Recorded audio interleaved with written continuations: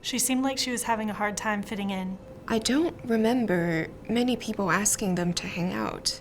She took the breakup really hard. Things weren't the same after she failed that first test. He worried a lot about disappointing his parents. He started having a hard time after he got bad news from home. She started pulling away and wouldn't hang out anymore.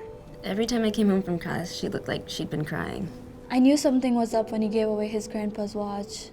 He had always told me how much he loved it. I was worried about him because he hardly ate and was always sleeping. They even stopped doing the things they loved. She started drinking almost every day. He even tried to sell some of his stuff. I also noticed that she posted weird messages on social media, like, soon this will all be over. She said she just wished she could go to sleep and not wake up. They said they were tired of feeling lonely. She told me that she felt really hopeless about pulling her grade up.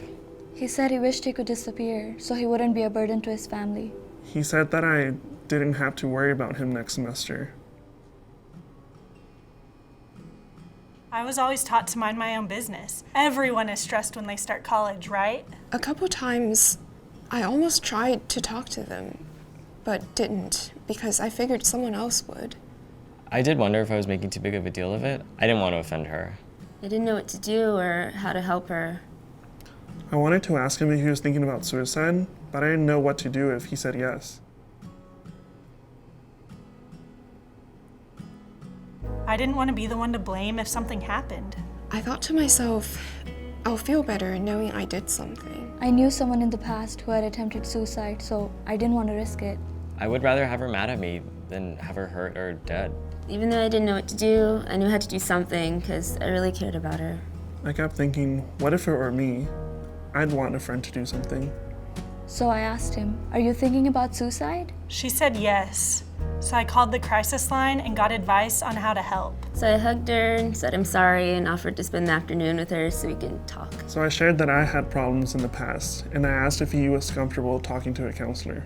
We talked about who could be helpful for extra support for them and decided to call their family and tell them what's been going on. The more we talked, the more concern she shared for her safety, so we agreed to get the residence hall advisor involved. In Texas, we take care of each other. In Texas, we support each other. In Texas, we never walk alone. In Texas, we look out for each other. In Texas, we are family. To help a friend with thoughts of suicide, follow 3 important steps. Recognize when they're having thoughts of suicide and respond.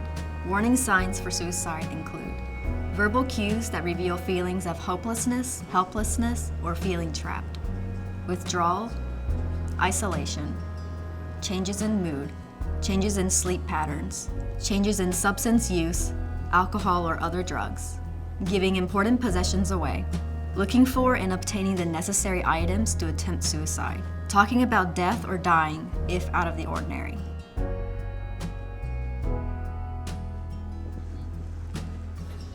Take action and reach out directly or get others involved who can help. Ask directly about suicide. Express concern. Listen with empathy and no judgment. Remind them that help is available. Remind them that they're not alone.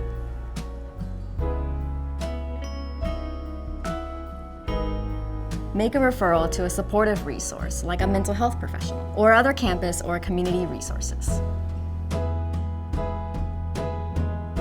In Texas, we're all in this together.